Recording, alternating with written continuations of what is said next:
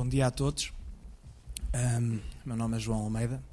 Estou aqui a apresentar esta ação em conjunto com o NES, com o Núcleo de Estudantes de Serviço Social. E queria começar primeiro por agradecer a presença do Dr. Edmundo Martinho, e não estão aqui ainda, mas os restantes oradores. E dizer o bastante difícil que esta iniciativa foi de organizar, e por várias razões que penso que é interessante e importante tornar alguma delas públicas. Esta ação foi organizada com bastante tempo de antecedência pelo NES, na pessoa da Liliana, que também está nesta mesa, com uma determinada conjuntura política que alterou completamente, como todos sabem. E devido a essa alteração, houve uma série de imprevistos de última hora, para ser simpático com a situação, que tornaram a organização bastante mais difícil. E nesse contexto, acabo por dar os parabéns ao NES, e especialmente à pessoa da Liliana, por, mesmo assim, nestas dificuldades todas, ter conseguido organizar esta iniciativa. Uma das dificuldades que se prendeu da dificuldade da organização foi exatamente a divulgação, e também, por isso, infelizmente, estamos aqui, não estamos muito, mas estamos bons, como se costuma dizer. Em contrapartida, também, esta iniciativa está a ser gravada, e os registros serão utilizados para a posteridade. Portanto, o que for dito, o que for produzido e a reflexão que for feita aqui pode e virá a ser usada no futuro. Eu não me queria alongar muito, que não é a mim que me querem ouvir, de certeza. Agradeço a presença a todos e passo a palavra então à Liliana. Muito boa tarde, aliás, muito bom dia a todos. Agradeço a presença de todos cá, em especial do Dr. Edmundo Martinho. Obrigada pela sua participação e presença. Não vou acrescentar muito mais ao que o João Almeida disse. É uma ação, uma iniciativa bastante relevante para todos nós, principalmente para o curso de Serviço Social, uma vez que somos nós, não é, os maiores interessados no tema, o que é o Estado Social. Passarei a palavra ao Patrick Freitas, Presidente da Associação de Estudantes da nossa Universidade.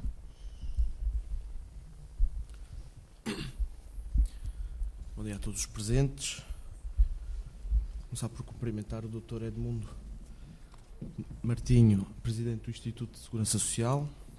Cumprimentar também os colegas João Almeida e Liliana Sousa e congratular toda a organização deste evento, porque de facto é um tema que está na ordem de trabalhos, nomeadamente nós, das associações académicas e associações de estudantes.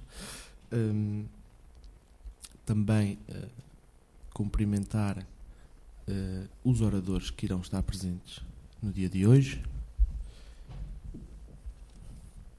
De facto, como eu disse inicialmente, o tema é um tema muito importante. Nós temos debatido em reuniões de associações académicas, em reuniões de direções associativas, a temática. Temos tido várias reuniões com o Ministério e com grupos parlamentares nesta questão da ação social escolar. Sabemos que durante este ano tivemos inúmeros problemas na questão, nomeadamente das bolsas de ação social, e foi uma questão que nós debatemos desde setembro, durante este ano letivo. Com a conjuntura atual, com a crise política que se instalou, vamos continuar a trabalhar e vamos continuar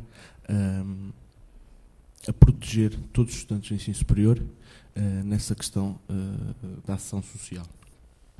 Mais uma vez, queria agradecer a todos os presentes, mais uma vez também congratular o Núcleo de Estudantes de Serviço Social com esta iniciativa de formação pedagógica extracurricular de extrema importância, e espero que todos os presentes possam aprender mais durante o dia 2. Obrigado.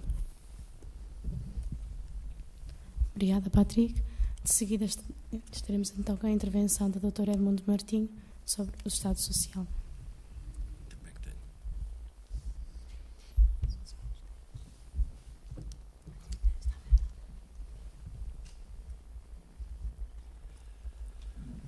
Bem,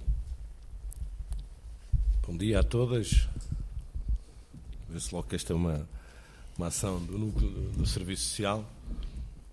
Eu também sou do Serviço Social, portanto, também me sinto um bocadinho em casa. Em casa nesse sentido, não é? Por serem só mulheres, já no meu tempo era assim, era sobretudo mulheres o curso e a profissão é uma profissão praticamente feminina. Eu queria começar naturalmente por vos agradecer não só o convite, como a iniciativa que decidiram levar por diante de promover a discussão, sobretudo entre estudantes e entre pessoas que estão a iniciar ou a completar a sua formação nestes domínios sociais. Iniciativa esta de discussão que muito precisamos de fazer para que nos entendamos quanto àquilo que cada um de nós pensa que é ou que deve ser aquilo que tem vindo a chamar-se o Estado Social. E, portanto, os meus parabéns pela iniciativa e os meus agradecimentos pelo convite. Agora, espero que, enfim, que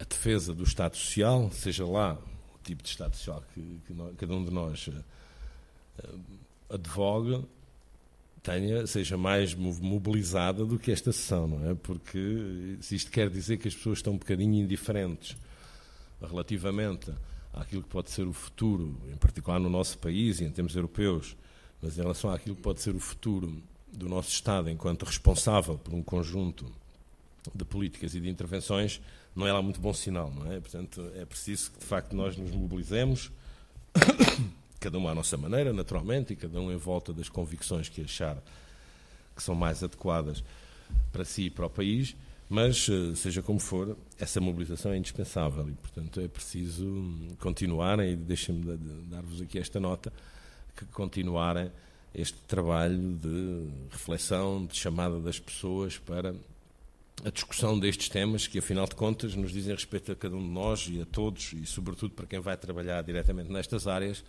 são absolutamente críticas relativamente ao futuro profissional e, obviamente, por essa razão também, ao bem-estar dos nossos cidadãos. E, portanto, dito isto, vamos ao que interessa, não é? Eu não sei se a ideia é fazer uma comunicação, 10, 15 minutos, não é? Suponho, e depois deixar tempo às pessoas para poderem, se quiserem, colocar as suas questões e as suas divergências, eventualmente até, se for o caso disso. Bom, ultimamente em Portugal tem vindo a falar-se muito do Estado Social. Em Portugal, e não só eu, enfim, atenhamos-nos à situação portuguesa, porque é aquela que nos diz mais diretamente respeito, mas a questão do Estado Social assume hoje um lugar de grande destaque em tudo quanto é discurso político, em tudo quanto é debate político, em tudo quanto é decisão, mesmo ao nível das instâncias europeias, que são as instâncias, enfim, onde nós hoje nos vamos movimentando e que de alguma forma limitam ou condicionam, pelo menos, aquilo que é a nossa própria intervenção nacional. E, portanto, a entrada desta expressão Estado Social e a sua disseminação tão frequente tem levado, em algumas circunstâncias, a que se perca de vista o que é que isto quer dizer, porque cabe tudo nesta expressão, Estado Social. A gente ouve falar de Estado Social da direita à esquerda, para usar aquilo que é a terminologia mais comum do nosso panorama político, e ficamos muito bem sem saber o que é que, na prática, isto quer dizer, porque uma coisa que permite albergar tantas perspectivas distintas, alguma coisa está errada, e nós temos a obrigação de afinar, diria, aquilo que é, basicamente, aquilo que é a responsabilidade do Estado num conjunto de áreas e de setores e aquilo que é a responsabilidade de cada cidadão e das organizações da sociedade civil. E, portanto, tentarei, na medida das minhas limitações, deixar-vos aqui algumas reflexões sobre isso que depois podemos, se quiserem, aprofundar em sede de debate. E eu começaria por dizer o quê? Não vou à história, porque essa provavelmente na vossa própria prática académica têm vindo a estudá-la e a desenvolvê-la, vou àquilo que são as circunstâncias mais recentes, ou seja, a Europa desenvolveu aquilo que também se tem vindo a chamar por modelo social europeu, desenvolveu um conjunto de respostas para os cidadãos, respostas essas assentes num pressuposto essencial, que significa dizer o quê? Que cada cidadão, independentemente da sua condição material, financeira, física, mental, o que quer que seja, cada cidadão, independentemente da sua condição, deve ter acesso a direitos que são direitos centrais dessa mesma condição de cidadania. Inclui-se aqui o quê? Se nós fizermos um pequeno apanhado histórico, se quiserem, sobre esta questão dos direitos sociais, nós veremos que os direitos sociais nascem muito associados ao mundo do trabalho, portanto, o direito ao trabalho, o direito à proteção no desemprego, o direito à proteção na velhice e na invalidez, o direito à saúde, o direito à educação. Nascem todos eles muito ligados ao mundo do trabalho, seja na perspectiva da preparação para esse mundo, naquilo que diz respeito à educação e à qualificação, seja na perspectiva da reparação de eventualidades que podem perturbar a nossa vida profissional e, por essa via, também podem perturbar os rendimentos que resultam daí. É o caso da doença, é o caso da invalidez, é o caso do desemprego. E, portanto, nasceram muito associados a estas áreas, sendo que, progressivamente, e, enfim, a Europa teve aqui, a Europa e, sobretudo, os países do norte da Europa, tiveram aqui um papel absolutamente essencial de desenvolver progressivamente este conceito, alargando-o a dimensões que não eram tradicionalmente as dimensões da proteção social, em sentido mais restrito, como vimos. E é assim que começam a surgir mecanismos de proteção que têm que ver com a saúde universal e gratuita para todos, é assim que começam a surgir os movimentos que apontam para a educação universal e gratuita para todos, e basta nós repararmos, no caso português, o alargamento que foi feito da escolaridade obrigatória, por exemplo, não é? Quer antes dos 6 anos, quer a partir dos 16, e hoje temos uma escolaridade obrigatória que termina nos 18 anos e que começa aos 5, com a perspectiva de se alargar aos 4 e aos 3 anos com o pré-escolar, mas basta olharmos para este tipo de movimentos para percebermos, de facto, o que foi sendo a complexificação crescente destes modelos. E isto significa o quê? Significa que, progressivamente, a Europa foi construindo, e Portugal, obviamente, acompanhou este movimento, fundamentalmente a partir do 25 de Abril, acompanhou este movimento de construção de soluções de proteção para os seus cidadãos. E a proteção aqui em volta daquilo que se podem chamar eventualidades, que são, na prática, acontecimentos na nossa vida, imprevisíveis, alguns deles, outros previsíveis, mas pelo menos imprevisíveis nas suas consequências, de nos proteger contra acontecimentos que ao longo da nossa vida podem perturbar a nossa própria condição de membros de uma sociedade e, sobretudo, a condição de membros ativos e muito implicados na vida das sociedades. E foi assim que se foi desenvolvendo um conjunto de respostas nos vários domínios, e estamos agora mais focados naquilo que é a proteção social em sentido mais amplo, e domínios esses que permitem dizer que a Europa tem hoje, à escala mundial, é a região do mundo mais desenvolvida desse ponto de vista e que mais avançou no sentido de proteger todos os cidadãos contra estas eventualidades. É assim desde o berço até à morte, digamos assim. Estes nossos sistemas estão preparados para que ninguém fique de fora desta proteção. E a questão que aqui se coloca é: podemos ou não continuar com este modelo? Podendo continuar com este modelo e devendo continuar com este modelo, qual é aqui o papel do Estado? Porque esse é o grande ponto de clivagem ou de diferenciação das diferentes perspectivas, não é tanto em relação à importância da existência dessas respostas, mas mais em relação àquilo que é o papel de cada um dos diferentes atores. E aqui é que as coisas começam depois a complicar-se. Acresce que este período que vamos vivendo no mundo e em Portugal em particular é um período muito delicado deste ponto de vista e que deve exigir de nós todos uma imensa atenção. Porquê? Porque nós temos vindo a assistir em toda a Europa, e Portugal não tem sido exceção deste ponto de vista, temos vindo a assistir a uma culpabilização, entre aspas, naturalmente, mas uma culpabilização do sistema de proteção social pelos desequilíbrios que conduziram a esta crise. Ou seja, se vocês repararem, em muitos países, as primeiras respostas à crise, para além da salvação dos bancos, que essa foi a primeira, mas a primeira resposta à crise foi a de intervir sobre as despesas de natureza social. Porquê? Assumindo, ou partindo do princípio, de que estas despesas eram excessivas em relação àquilo que deveriam ser as obrigações públicas e que, portanto, era preciso, de alguma maneira, reduzir essa responsabilidade do Estado. E temos, hoje na Europa e em Portugal, quem defenda um afastamento do Estado, no Estado naquilo que representa da nossa organização coletiva, deste tipo de responsabilidades, transferindo-as para a esfera individual. É aquilo, enfim, a que vulgarmente podemos chamar as perspectivas neoliberais, que defendem cada vez mais que a solução está nas escolhas individuais e na opção de cada cidadão em relação àquilo que quer fazer.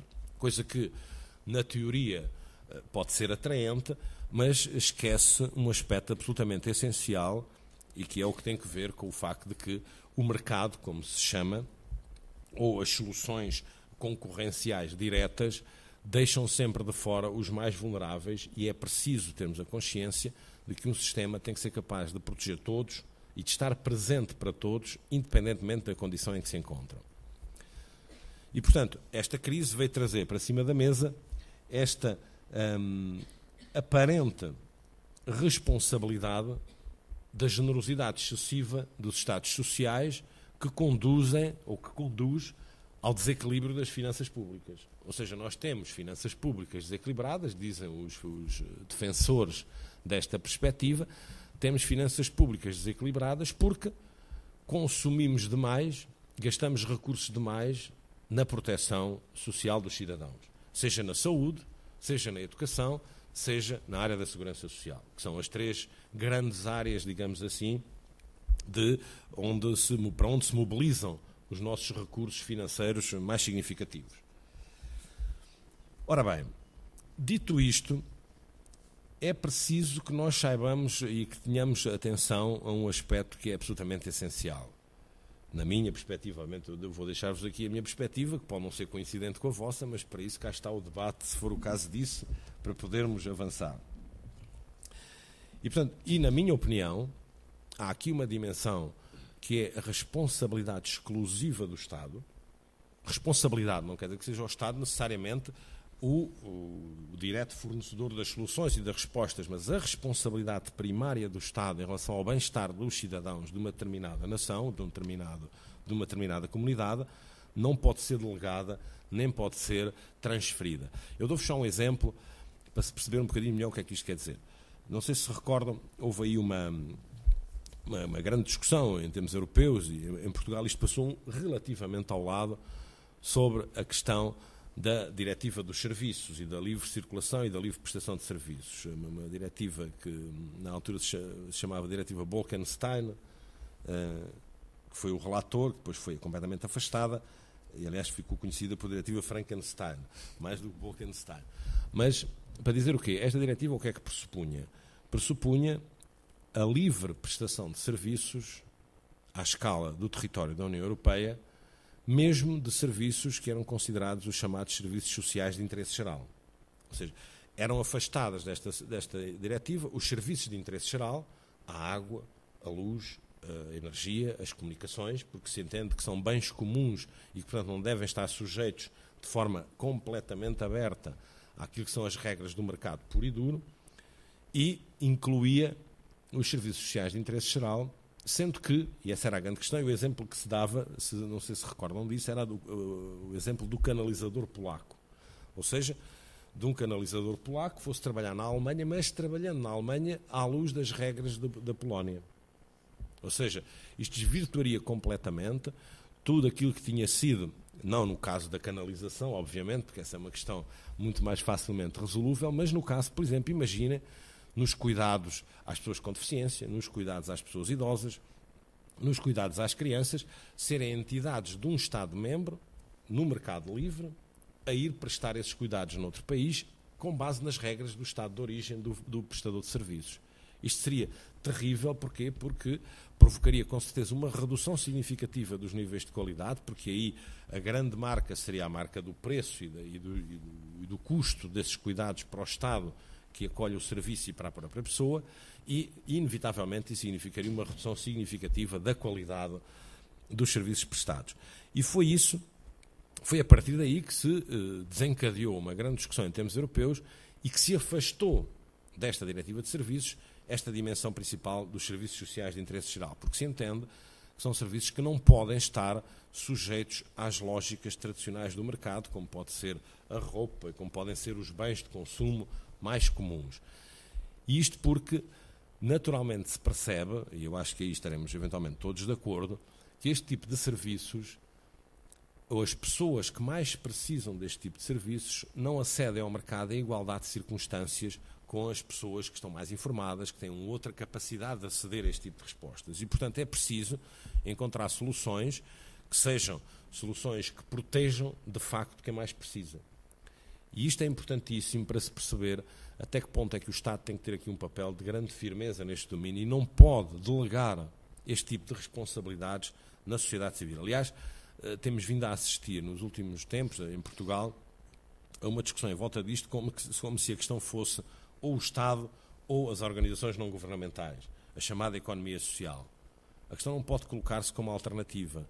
Isto é, esta tentativa de transferir para o setor social, chamemos-lhe assim, para o setor da economia social, uma responsabilidade que é do Estado, não significa outra coisa que não seja a desresponsabilização daquilo que é o papel imprescindível e, a meu entender, absolutamente essencial do Estado no que diz respeito à prestação de cuidados e à prestação ou à disponibilização do acesso a direitos a todos os cidadãos. E, portanto, este é o quadro em que nós hoje vamos fazendo esta discussão.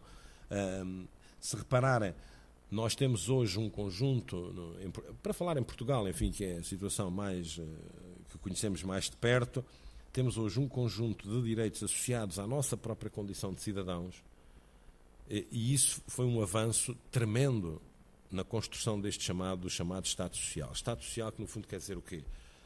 O Estado assume a responsabilidade permanente e plena de disponibilizar aos cidadãos, seja de forma direta ou de forma indireta, mas de disponibilizar aos cidadãos em condições de acesso equitativo todas as possibilidades de se desenvolverem como pessoas, todas as possibilidades de se desenvolverem como cidadãos.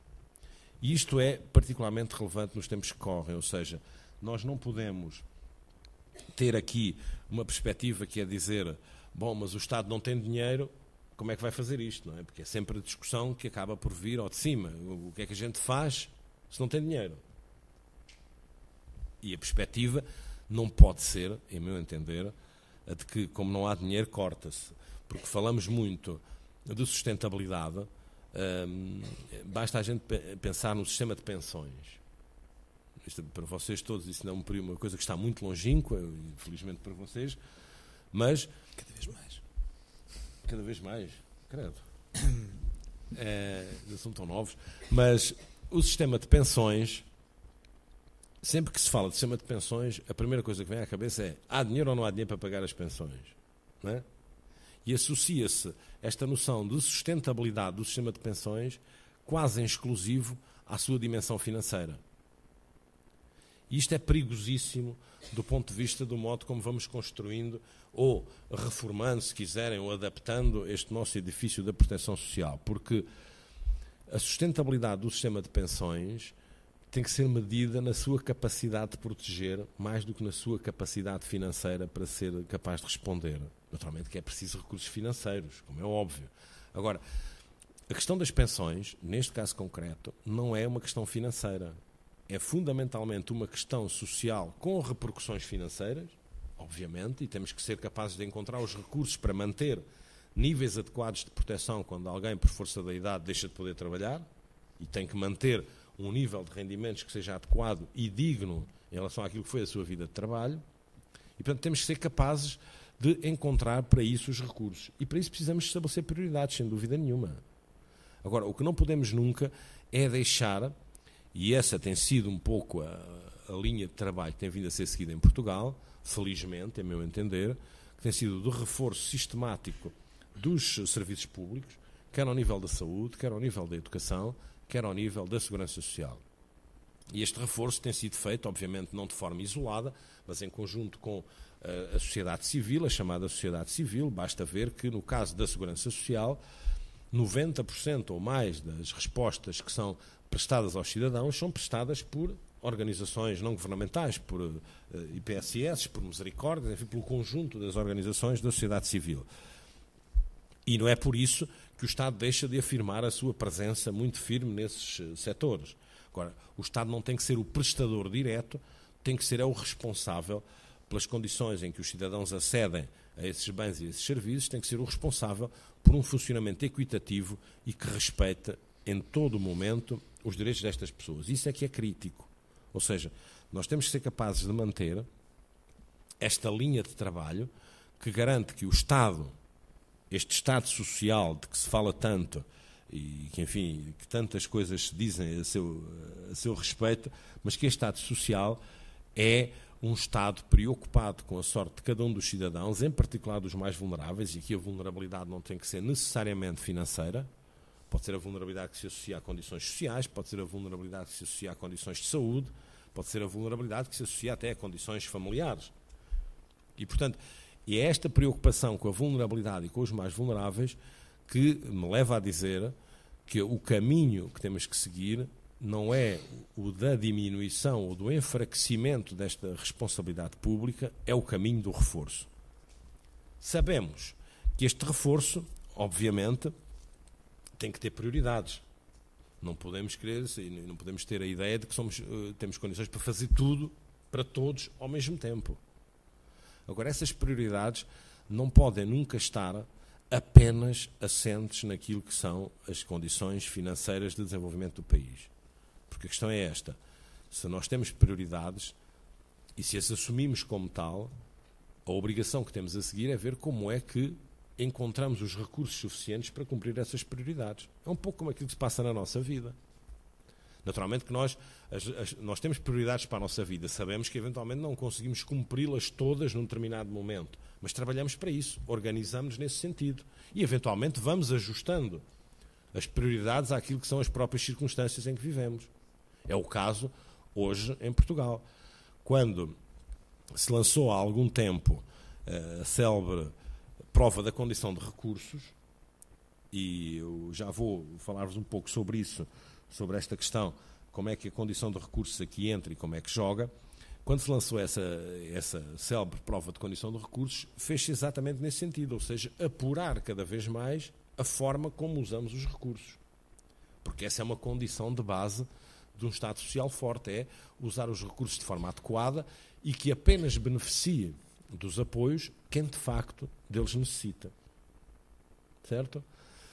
Portanto, voltando um bocadinho atrás, a forma como nos organizamos no que diz respeito ao Estado social deveria levar-nos a fazer uma distinção clara entre aquilo que são direitos e aquilo que são benefícios que resultam desta dimensão assistencial, se pode dizer assim, assistencial, não assistencialista, porque essa dimensão tem que estar sempre presente. E nós temos que definir muito bem, em Portugal, como no resto da Europa, o que é que entendemos que são direitos absolutamente centrais que é preciso preservar. E eu não tenho nenhuma dúvida em relação ao direito no acesso à saúde, em condições de gratuitidade, como a Constituição, aliás, prevê.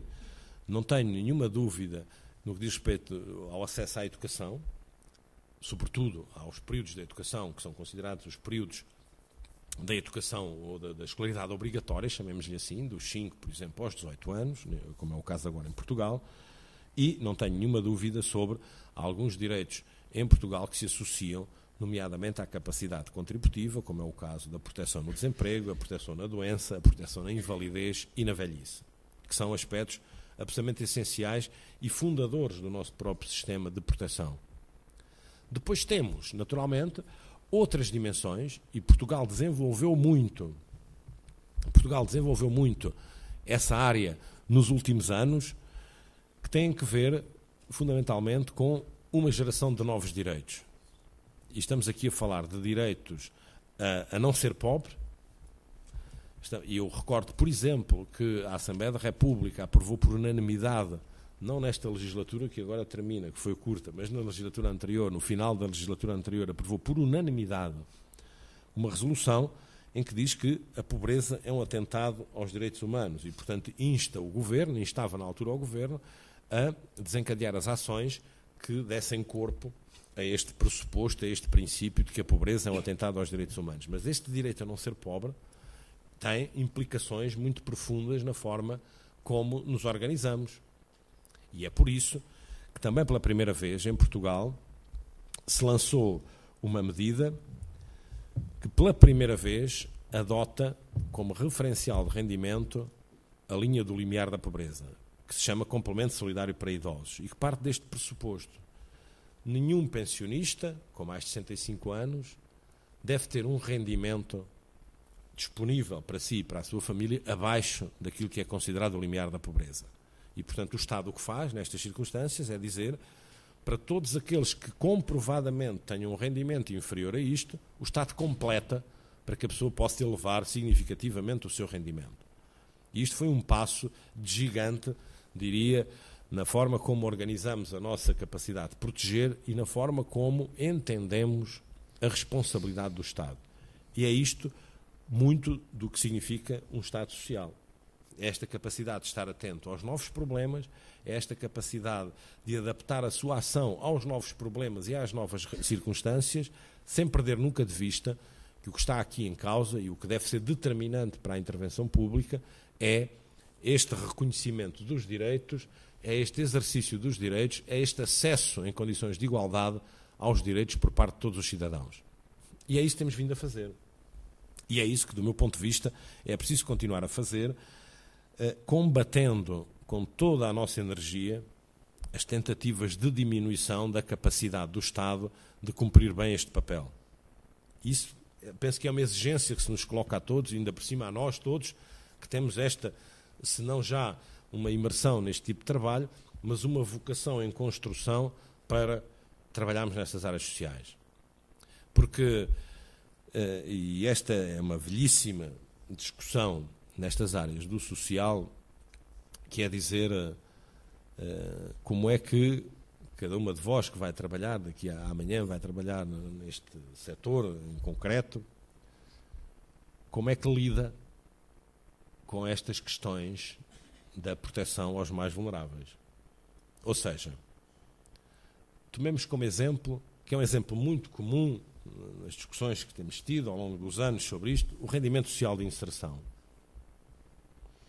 A gente sabe que há pessoas que são adeptas do rendimento social de inserção, há pessoas que são entusiastas do rendimento social de inserção, que é o meu caso, e há pessoas que são adversárias no todo ou em parte do rendimento social de inserção. E este tipo de convicção não põe de fora os atores do social, não é verdade? Cada uma das pessoas que aqui está, se calhar, tem perspectivas diferentes sobre isto. Agora, como é que, e eu já vos digo porque é que esta conversa toda, que parece não ter nada a ver, se liga com esta questão do Estado Social, como é que cada um de nós coloca, em primeira instância, aquilo que é o interesse do cidadão para o qual trabalha, em detrimento das suas próprias convicções, neste sentido. Nós tivemos muitos casos de pessoas que têm em relação ao rendimento social de inserção, e quem diz do rendimento social de inserção a gente podia estender a outras expressões, mas esta tem sido a mais discutida, tem sido aquela que tem gerado mais polémica, até pública. Como é que nós nos afastamos disto? Não é seguramente oprimindo as nossas convicções. Temos todo o direito de as ter e o nosso pensamento sobre os assuntos. Não é seguramente oprimindo aquilo que é o direito das pessoas a acederem em boas condições a estas prestações. Como é que fazemos isto? E, na minha perspectiva, só há uma solução, que é entendermos-nos enquanto agentes, que é isto que somos, agentes do social, entendermos-nos como agentes do acesso ao direito. E esta a espinha dorsal destas intervenções qualificadas, seja do Estado, seja das organizações que, em conjunto com o Estado, vão disponibilizando estes serviços e estes direitos, tem que ser esta. Não pode haver lugar, quando se trata de direitos dos cidadãos, não pode haver nenhum lugar ao exercício legítimo, noutras esferas, ao exercício daquilo que são as nossas convicções pessoais. Porque, eu dou-vos só um exemplo. Em muitas circunstâncias, o rendimento social de inserção, para todos os efeitos, é um direito que está hoje consagrado na nossa legislação, a que acede ou a que deve aceder quem cumpre as condições que a lei estabelece. Quem faz as leis é a Assembleia da República, é o Governo, e, portanto, seja qual for a composição do Parlamento, seja qual for o Governo. E, em muitas circunstâncias, as organizações e os técnicos, e é por isso que o papel do Estado aqui é absolutamente essencial, tendem a deixar transpor, a contaminar a sua intervenção por aquilo que são as suas próprias formas de entender, as suas crenças, as suas formas de entender o mundo e de entender a própria pobreza, neste caso. E com muita facilidade a gente cai no julgamento. Com muita facilidade a gente cai num exercício que é tipicamente português, que é a crítica dos comportamentos de quem está ao nosso lado. Ou seja, quer dizer assim, vejam bem, não tem dinheiro, mas vai tomar um bolo ao café todos os dias. Não tem dinheiro, mas vai para o centro comercial à tarde. E nós a pagar. Não é? Este é o discurso mais frequente. Dinheiro dos nossos impostos. Mas, curiosamente, nós só temos esta preocupação com o destino dos nossos impostos quando ele vai ou quando ele é dirigido para os mais pobres. Porque não temos esta preocupação, ou pelo menos ela passa-nos muito ao lado ou muito longe, quando os beneficiários diretos de algumas destas coisas são os menos pobres, ou os que não são de todo pobres. Quando a gente olha e vê que no ano 2010 as empresas todas do PSI 20 aumentaram substancialmente os seus lucros em relação a 2009.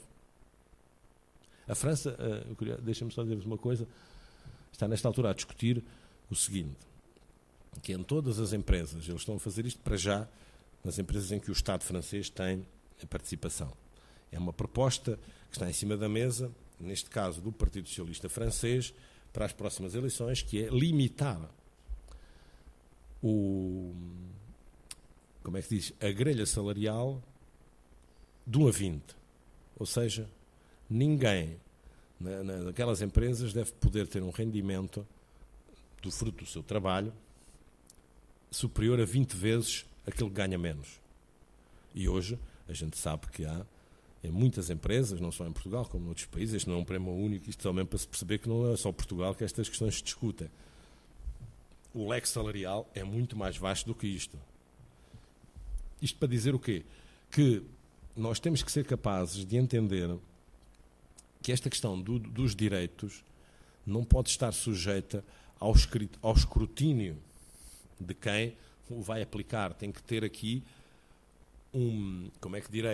tem que ter aqui uma espinha dorsal que está assente exatamente nessa qualidade, nessa condição do direito, e que temos que nos entender todos como os primeiros garantes da lei que cada vez mais deve ser no sentido de apurar a atribuição deste tipo de prestações, sem dúvida nenhuma, mas que deve ser muito clara na definição deste tipo de benefício. Eu dou-vos mais um exemplo, talvez até mais sensível relativamente a esta questão. Os lares de crianças e jovens. Não é? Para esta questão dos direitos, como é que isto joga, como é que estas coisas todas se compaginam com a nossa responsabilidade e com a responsabilidade. O Estado tem uma responsabilidade essencial quando determina, através dos tribunais ou através das comissões de proteção de crianças e jovens, quando determina que uma determinada criança deve ser institucionalizada. E é institucionalizada para quê? Para acautelar os direitos desta criança, que não estarão a ser acautelados no seu ambiente familiar ou no ambiente em que vive. Ora, não é possível que estas crianças estejam em instituições que são elas próprias, em algumas circunstâncias, compressoras dos seus direitos, nomeadamente através dos modelos educativos que utilizam ou até dos modelos disciplinares que adotam. E isto é muito frequente, ou seja, nós temos muitas instituições que têm confissões religiosas na sua gênese, temos instituições que são capazes de gerar uma grande solidariedade e um grande empenho na forma como cuidam das crianças, mas não podemos deixar, e este é um papel absolutamente essencial do Estado, não podemos deixar que a forma como estas crianças são cuidadas nestas instituições esteja mais dependente do respeito pelas crenças e por aquilo que são as convicções educativas da instituição do que pelos direitos da criança que é preciso salvaguardar. Eu estou a dar-vos todos estes exemplos para se perceber até que ponto é que esta questão do Estado Social não tem tanto a ver com a prestação do cuidado, que esse deve ser cada vez mais numa linha de grande proximidade com os problemas, naquilo que se chama a subsidiariedade, mas, pelo contrário, o papel do Estado aqui tem que ser um papel de presença muito forte, não só ao nível do financiamento, como sendo capaz de assegurar que o exercício destes direitos se faz em condições plenas. Ou seja, que quem deve aceder à saúde deve aceder em boas condições e deve ser cada vez mais capaz de exercer adequadamente esse direito à saúde. Que quem tem direito à educação, e reparem, por exemplo, o percurso excepcional que se fez em Portugal no que diz respeito à educação especial, com todas as fragilidades que o sistema ainda pode ter, aquilo que é precisamente excepcional foi este crescimento exponencial da resposta e da capacidade das escolas de responder às questões dos alunos com necessidades educativas especiais. Vejam o que foi este ano, já que se lançou em todo o país o Sistema Nacional de Intervenção Precoce na Infância, ou seja, a detecção entre os 0 e os 6 anos, de equipas especializadas que estão espalhadas pelo país todo. Isto são investimentos muito vultosos, são milhões de euros que o Estado encaminha, canaliza, mobiliza para isto. Não é o Estado que presta estes cuidados, isto é feito através das organizações não governamentais, mas é o Estado que assegura que nenhuma criança entre os 0 e os 6 anos, neste caso do sistema de intervenção precoce, fica de fora da oportunidade, por um lado, que lhe seja detectada precocemente a eventual incapacidade ou o eventual obstáculo ao seu desenvolvimento e que essa incapacidade ou esse obstáculo sejam encarados numa perspectiva de habilitação ou de reabilitação. Portanto, isto é papel do Estado. E é aqui que se confina, de alguma maneira, esta dimensão do Estado Social. Porque não é diminuindo a presença do Estado, e aqui a presença, insisto, não tem que ser necessariamente a presença prestadora dos cuidados, tem que ser a presença responsável e responsabilizada por esses cuidados e pelo acesso a esses direitos. E é aqui que, de alguma maneira, tudo isto nos conduz. E eu vou-me já calar também, já sei que já estou a falar, se calhar há tempo demais. É aqui que tudo isto nos conduz, quer dizermos assim, nós temos hoje em Portugal um Estado Social frágil, porque começámos muito mais tarde a construí-lo e a consolidá-lo do que outros países, por exemplo, na União Europeia, mas temos, no entanto, um Estado Social que é hoje capaz de responder de uma forma global àquilo que são as situações mais críticas dos cidadãos que mais precisam. E é isto que a gente tem que continuar a assegurar. Não é transferindo esta responsabilidade para os privados, não é transferindo esta responsabilidade para os mercados que salvaguardamos os interesses dos mais vulneráveis, dos mais frágeis da sociedade portuguesa. E aqui, insisto, a vulnerabilidade e a fragilidade não têm só que ver com as questões monetárias. Quando se decidiu avançar com toda a intensidade para uma rede nacional de cuidados continuados integrados, é isto que quer dizer. Há aqui um investimento público muito grande em termos financeiros, mas há também um investimento público em termos de concessão da responsabilidade do Estado.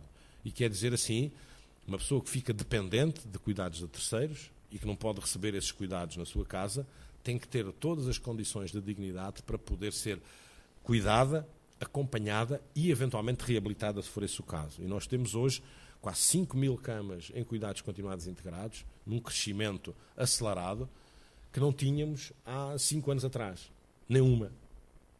E, portanto, é aqui que se mede muito esta responsabilidade do Estado Social. E isto não pode ser deixado ao livre arbítrio e ao livre critério dos mercados, não pode ser deixado ao livre arbítrio e ao livre critério do desenvolvimento das soluções privadas, tem que ser através de uma ação muito determinada do Estado, na definição de prioridades, na alocação dos recursos e na busca incessante das formas mais eficazes e mais eficientes de utilizar esses recursos, que é outro dos aspectos que, obviamente, nos tem que preocupar. Como é que nós, com os recursos que temos, utilizando-os cada vez melhor, conseguimos chegar a mais pessoas e cobrir mais situações. E este é um pouco o desafio que hoje nos coloca. Não é tanto, diria, embora obviamente a pressão financeira seja muito grande, embora tenhamos, como é sabido, dificuldades e limitações de natureza financeira, mas se olharmos para a nossa história nos últimos, diria, 10, 15 anos, vamos ver o quê? Vamos ver que há um crescimento exponencial do investimento público nestas áreas da proteção social, na educação, na saúde, na segurança social.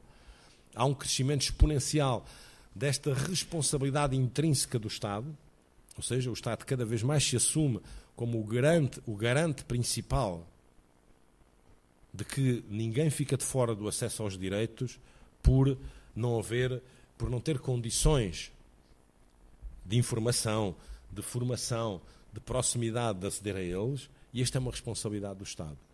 E se nós perdermos de vista que esta responsabilidade não é transferível, estamos seguramente a contribuir para que cada vez mais a sociedade portuguesa seja menos coesa e seja uma sociedade menos capaz de responder aos seus desafios do futuro. Porque isto é um pouco como nos acontece a cada um de nós. Se nós nos sentirmos seguros no modo como vivemos a nossa vida do dia a dia, naturalmente que temos muito mais energia para nos dedicarmos ao nosso trabalho, à nossa família, aos nossos amigos. Se pelo contrário, aquilo que nos preocupa em cada momento é a insegurança em relação ao futuro, em relação àquilo que pode acontecer-nos, naturalmente que a nossa energia se canalizará muito mais para esse exercício de comiseração, às vezes até, do que propriamente para nos dedicarmos ao avanço da nossa vida pessoal e individual e ao avanço do país por essa mesma via também.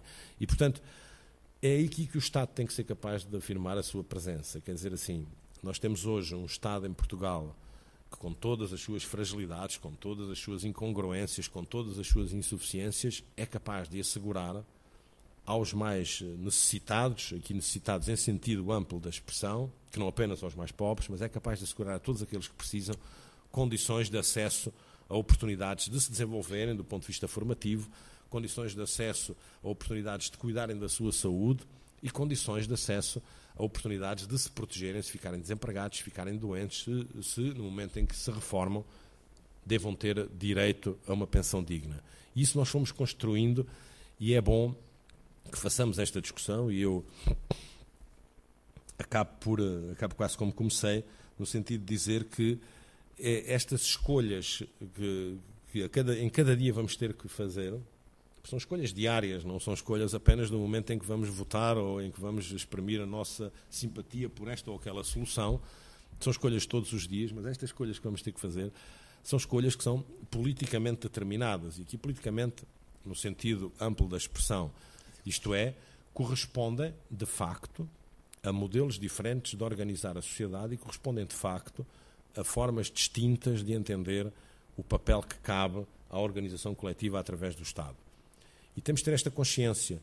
Isto não pode ser uma escolha, não são escolhas de impulso, não são escolhas porque gosto mais da cara deste ou daquele ou daquela ou daquela outra, são escolhas que têm que corresponder àquilo que cada um de nós pensa que deve ser o papel do Estado neste domínio e o papel do Estado na sua relação com cada um dos cidadãos. Se queremos ou não queremos um Estado que esteja presente nos momentos mais críticos da nossa vida, se queremos ou não queremos um Estado que seja responsável na redistribuição que faz da riqueza quando se trata de nos cuidar em momentos em que nós precisamos desse cuidado.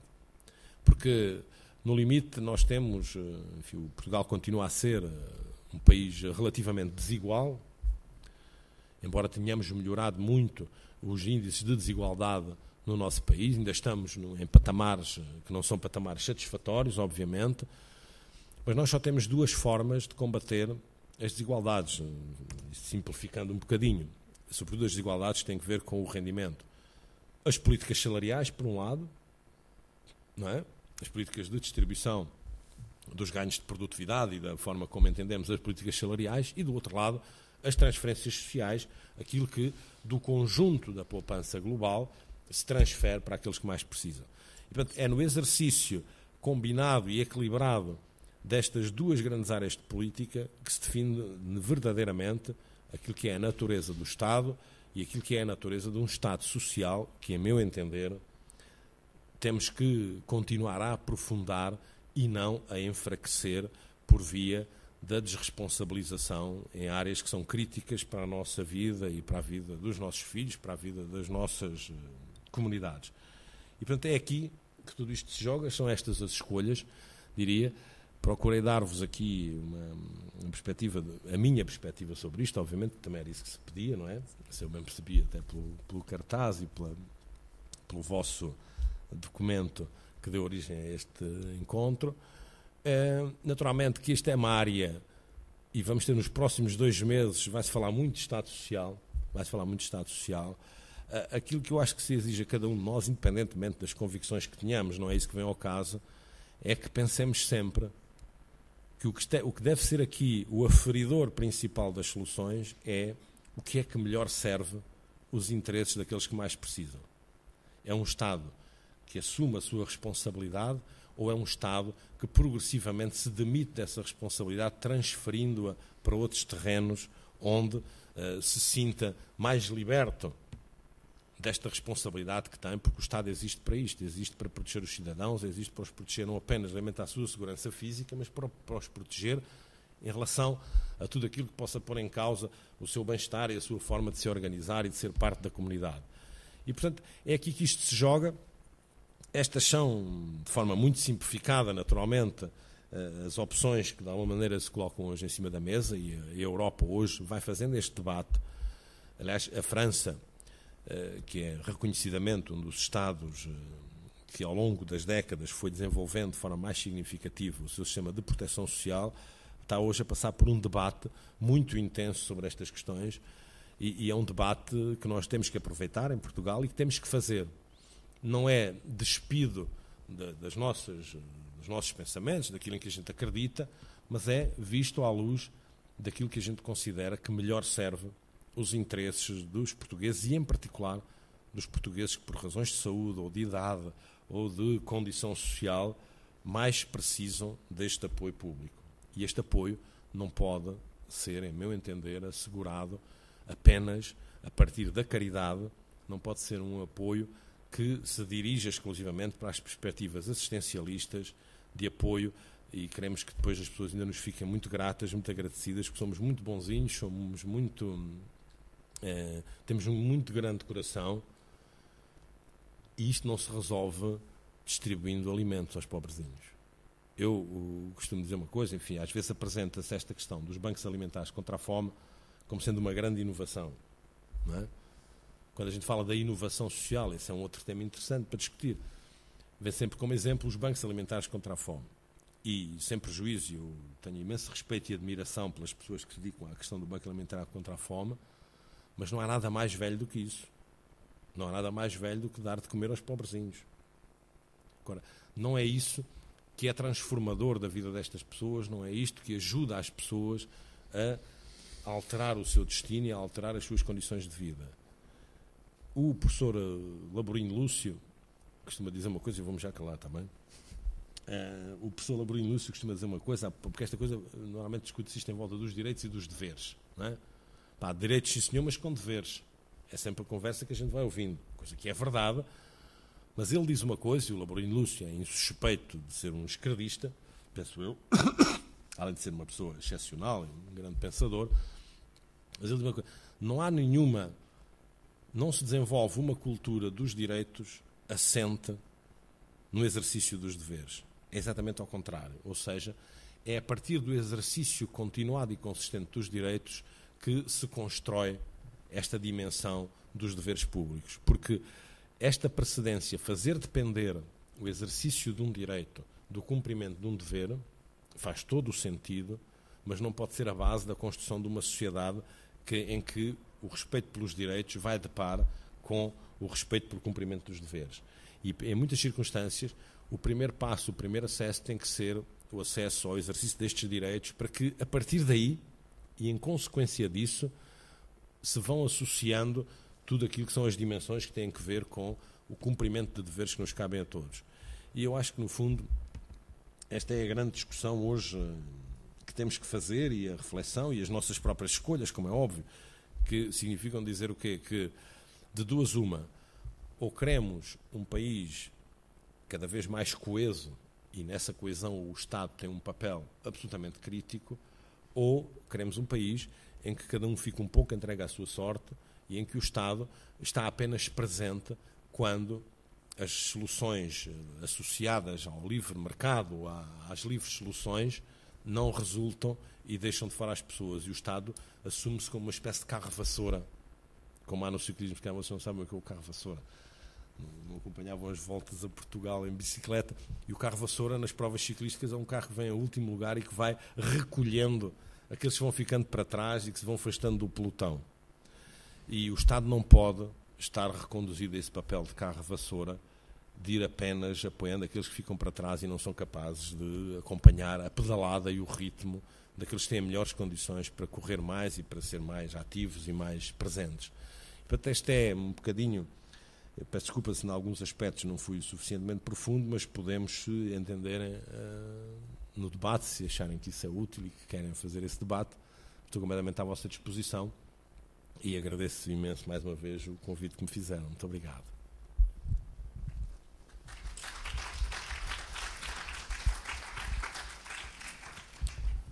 Obrigado, Dr. Martinho. Vou aproveitar este meu lugar de mesa para romper o protocolo e começar eu. Parece-me que cumpre mais uma vez, e pelos vistos acontece muito, de ser advogado do diabo neste momento. E também ser um bocadinho um homem de engenharias e lembrar a lei de causalidade de Newton. Ou seja, cada ação tem sua reação. E, efetivamente, ouvi muito o doutor falar de direito, mas em termos de deveres abordámos muito superficialmente. E confesso que tenho andado a ler bastante sobre o assunto nos últimos tempos e tenho dúvidas. Aliás, acho que a expressão mesmo é essa, tenho dúvidas. Porque nós podemos ter, e devemos ter todos, a ambição de um Estado cada vez mais justo, uma sociedade mais justa, mais igualitária, por assim dizer. Mas uma coisa são as nossas ambições e aspirações, outra coisa são as nossas possibilidades, porque para distribuir a riqueza é preciso que alguém a produza. E eu vi um gráfico há relativamente pouco tempo num dos jornais nacionais, penso que foi o Público, sobre, há 2 a 3 dias, sobre, por exemplo, a distribuição de escalões de riqueza, de número de contribuintes acima de rendimentos de X que contribuíam. E uma das coisas que nós costumamos dizer é os ricos que paguem mais.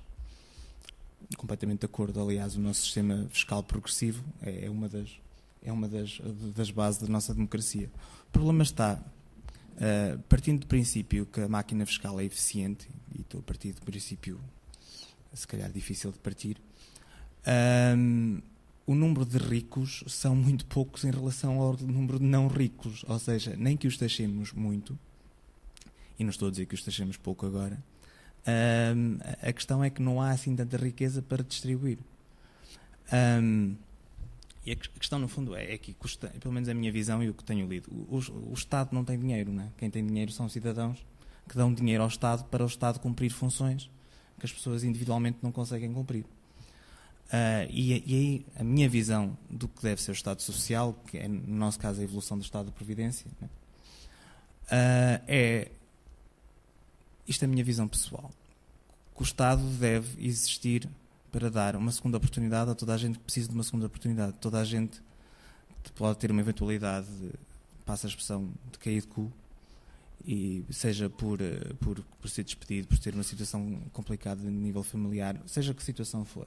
Eu acho que é a obrigação do Estado, a obrigação nossa como sociedade, de apoiar essa pessoa para voltá-la a pô-la no caminho certo e voltar a produzir, a crescer e a contribuir para a sociedade. Agora, a questão é, e no fundo é esta a questão que queria pôr, com o sistema atual que nós temos e com os problemas de financiamento que nós temos, que estamos com problemas de financiar o financiamento, ou seja, já estamos naquela fase de pagar juros, de conseguir pagar os juros, nem pagar capital. Nós temos capacidade, é boa ideia de partirmos do princípio do é isto que nós queremos e é isto que vamos fazer e depois voltar para trás para ver como é que financiamos, ou não será uma altura de começarmos a ver a coisa ao contrário? Ou seja, isto é o que nós conseguimos alocar em termos de recursos, com estes recursos, o que é que nós podemos fazer?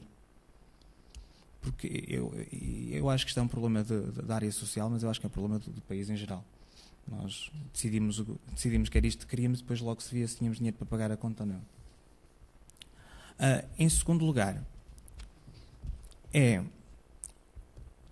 se o Dr. Martinho acha que o Estado tem sido eficiente no desempenho dos papéis que nós queremos que ele desempenhe.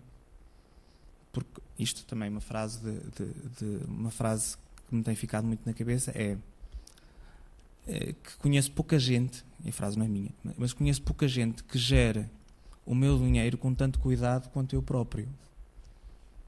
E às vezes o que nós vemos, e é a imagem que nós temos do Estado em geral, da função pública, que qualquer generalização obviamente que é injusta, e neste caso eu acho que até é bastante injusta, é a displicência com que esse dinheiro é gasto, especialmente quando nós não temos esse dinheiro para gastar. E pronto, e à saída da sala provavelmente sou linchado por uma série de colegas meus, mas eram estas perguntas ou estes pontos de reflexão que gostava de dar.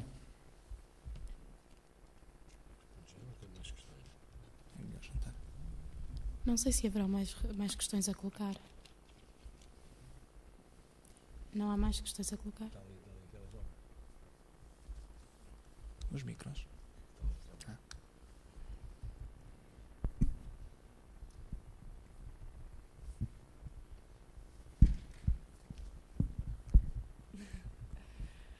Bem, gostava de perguntar, acho que o Estado Social tem vindo a implementar-se cada vez mais, mas sobretudo a nível de direitos. Muitos programas, muitos serviços, mas não acho que tenha vindo a implementar deveres. Nós cidadãos temos deveres.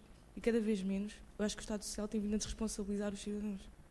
Percebemos que temos direitos, temos serviços, temos muitos serviços, a maior parte nem nós sabemos quais são, mas deveres, o Estado Social não tem vindo a mostrar às pessoas que nós temos deveres.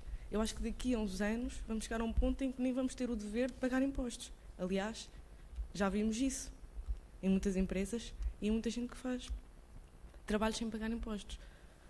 Portanto, esquecemos dos deveres e temos vindo a responsabilizar cada vez mais os cidadãos das suas funções. Porque além de direitos, também temos deveres. E se não há a cumprição dos deveres, também não deve haver a cumprição dos direitos. Obrigada. Mais alguma questão? Dr. Martinho. Bom, há aqui uma série de questões que dão pano para mangas, não é? Do ponto de vista desta nossa reflexão. Deixe-me ir à questão, vou começar pela questão fundadora, de alguma maneira, que é da distribuição do que temos ou da distribuição do que não temos, não é? Que essa é uma velha discussão. Quer dizer assim, está bem, isso é tudo muito bonito, mas a gente só pode distribuir o que tem. Primeiro é preciso criar riqueza e depois é preciso distribuir, não é? Esta é uma lógica que a gente ouve muitas vezes. Criamos a riqueza e depois distribuamos. E a questão aqui que se coloca, essa é uma boa linha de discussão, isto é, como é que nós conseguimos distribuir sem produzir. Coisa estranha, um exercício dificílimo, não é? Um exercício complicadíssimo. Mas aquilo que temos que atender é isto. Durante muito tempo, e isso foi-se perdendo, infelizmente, foi considerado, e nós em Portugal, nomeadamente na presidência portuguesa do ano 2000, na presidência portuguesa da União Europeia, uma das linhas de trabalho da reflexão que se desenvolveu em termos europeus foi em volta da proteção social como fator produtivo. Ou seja, a proteção social não é uma consequência da capacidade de produzir, é ela própria um fator indispensável para a capacidade de ser competitivo e para a capacidade de ser produtivo. E é fácil de perceber porquê, porque Naturalmente que um país, aliás, os nórdicos têm vindo a dar muito exemplo disto, na medida em que respondem a esta pergunta difícil, quer dizer assim, um país é mais competitivo porque tem mais proteção social ou tem mais proteção social porque é mais competitivo e mais produtivo? Não é? E a pergunta é errada, ou seja, a formulação da pergunta é errada, porque estas coisas não devem medir-se, nem podem medir-se em termos de precedência, têm que medir-se em função daquilo que são as interpenetrações e as interligações entre uma coisa e outra. Nenhum país consegue ser sustentadamente um país competitivo em todos os aspectos e coeso, porque o principal objetivo da nossa organização coletiva não é a competitividade, é que a sociedade seja coesa, que haja níveis de equilíbrio. Não significa igualitarismo, nada disso, mas significa que haja equilíbrio e que o país seja coeso e que não haja desigualdades gritantes e que não haja desequilíbrios fortíssimos que condicionam e põem em risco a própria existência das sociedades tal como a gente as conhece organizadas. E, portanto, não deve haver aqui uma leitura de precedência relativamente ou entre aquilo que é a riqueza produzida e a capacidade de a distribuir, mas temos que entender que a distribuição é ela própria fator adicional de competitividade e de aumento da produtividade. E era aquilo que eu vos dizia há pouco, quer dizer, é como um pouco aquilo que se passa nas nossas vidas. Eu, se tiver a certeza que, se ficar doente, se me acontecer alguma coisa, os meus filhos, os meus familiares não ficam prejudicados na sua vida todos os dias por isso, porque eu tenho um Estado que de alguma forma me protege nessas eventualidades, naturalmente tenho muito melhores condições para me poder dedicar de forma plena àquilo que são as minhas responsabilidades profissionais, aquilo que são as minhas responsabilidades sociais. Portanto, esta questão da precedência é uma questão que deveríamos afastar do nosso pensamento, nem num sentido nem no outro, ou seja, não é dizer que é preciso primeiro proteger para depois produzir, nem o contrário. Há aqui uma interligação muito estreita, no sentido de dizer, e isto está demonstradíssimo nos exemplos, muitos exemplos em termos internacionais, que um país é tanto mais coeso e tanto mais desenvolvido quanto mais tiver capacidade de redistribuir de forma equitativa, que não significa igualitária, a riqueza que produz.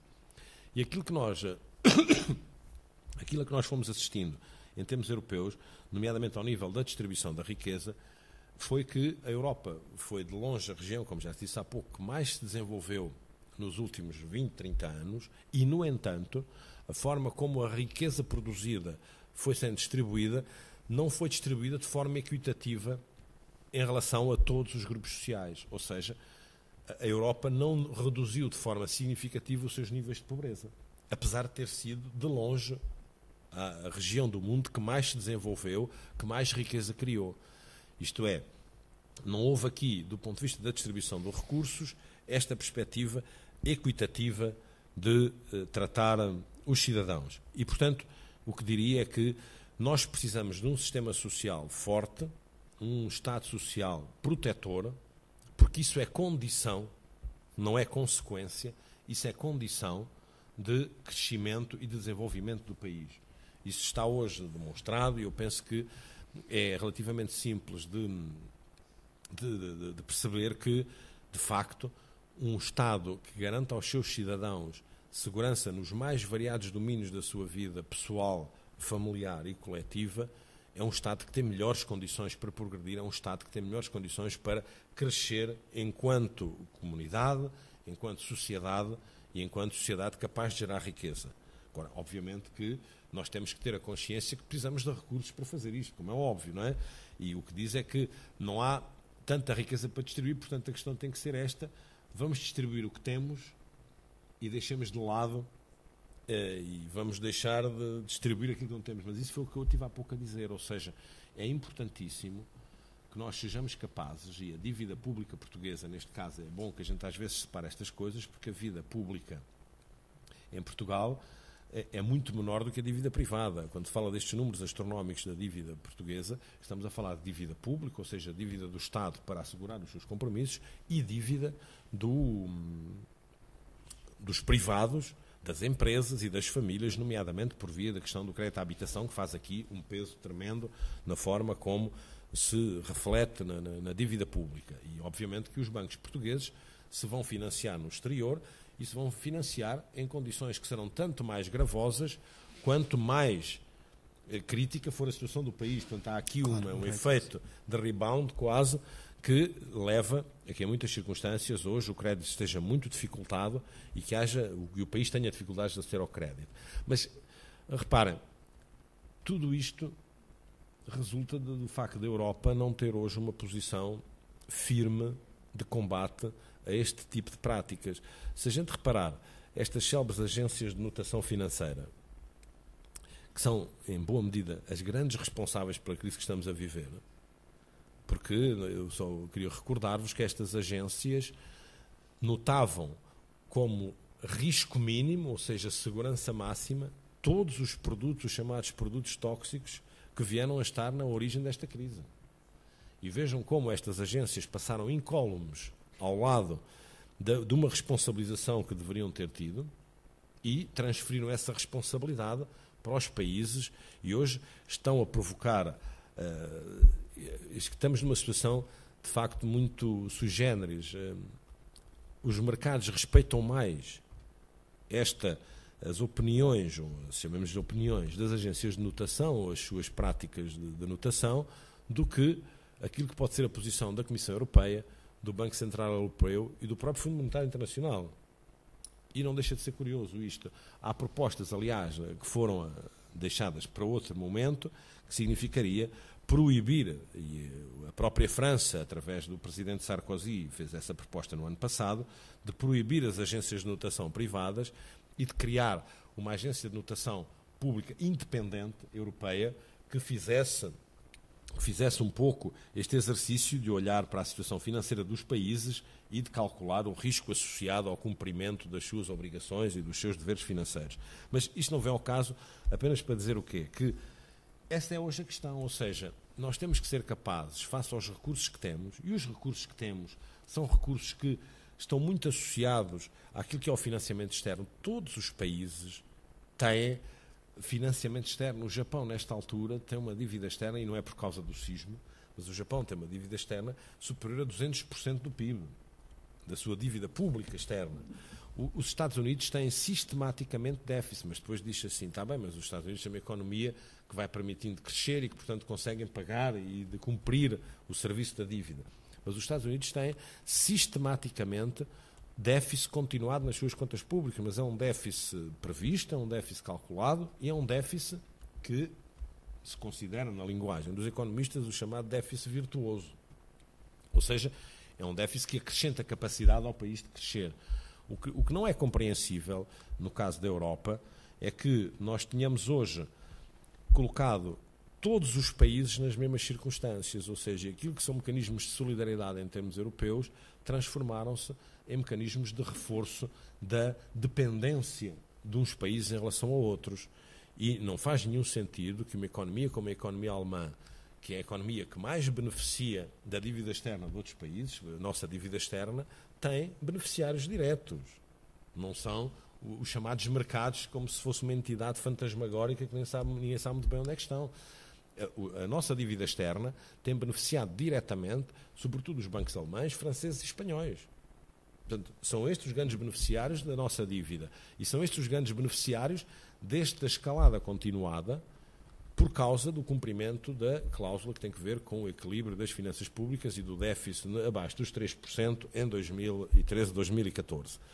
E, portanto, esta imposição europeia tem vindo a adicionar pressão a cada um dos países, como é óbvio. Eu acho, pessoalmente, que esta redução do déficit com que todos concordamos, obviamente, deveria ter sido escalonada em função da capacidade de cada um dos países de o fazer. Veja-se a situação da Grécia ou da Irlanda.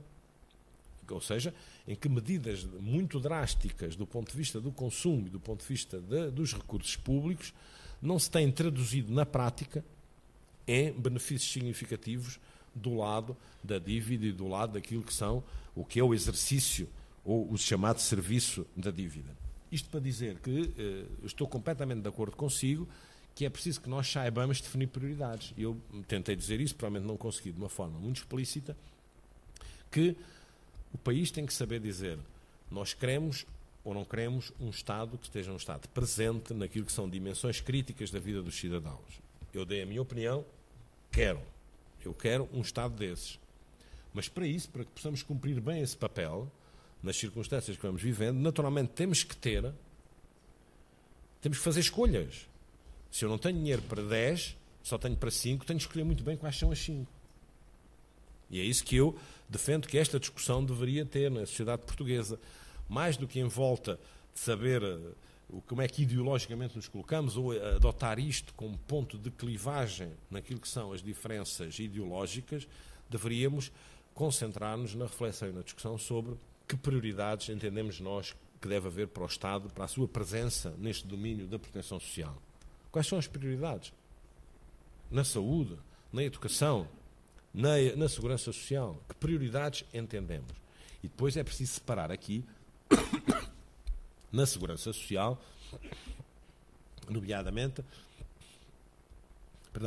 é preciso separar aquilo que tem natureza contributiva, ou seja, os benefícios que resultam de um contrato que eu, enquanto trabalhador, estabeleço com o Estado, no sentido de dizer, eu contribuo com uma parte do meu salário, a minha entidade patronal contribui com uma parte do meu salário, para que eu possa ter benefícios que resultam diretamente dessa condição de contribuinte.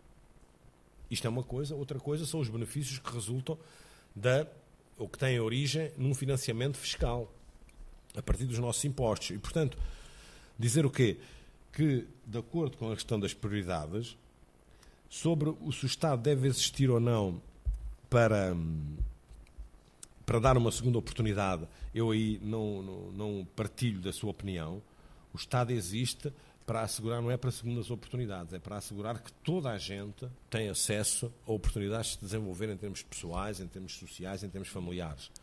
Repare, se não for por essa via, como é que nós lidamos com todas as situações de fragilidade com que nos encontramos? A questão da segunda oportunidade pode colocar-se em algumas dimensões, mas coloca-se, sobretudo, em meu entender, naquilo que é o papel essencial do Estado de assegurar que a nossa própria condição de cidadão, a partir do momento em que nascemos, é uma condição que o Estado tem que respeitar, que tem que salvaguardar e que tem que assegurar que eu, cidadão, no dia em que nasço, tenho acesso a oportunidades de me desenvolver de forma igual, independentemente da condição da minha família, independentemente da condição de rendimentos da minha família.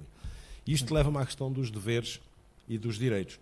E do Estado Social não tem vindo a desenvolver deveres. Essa era uma longa discussão. A única coisa que eu posso dizer, enfim, e a questão que colocou é uma questão que hoje muita gente coloca, não há sobre isto nenhuma dúvida. O que eu gostava de lhe dizer é o quê? Nós temos provavelmente, e sobretudo nas áreas mais críticas de apoio às pessoas mais pobres e mais vulneráveis, temos provavelmente dos sistemas onde mais deveres são impostos, ao contrário do que se possa pensar. Não é por acaso. Não sei o que é que tinha em mente quando fala de deveres, mas os deveres são os deveres que são associados a uma determinada condição.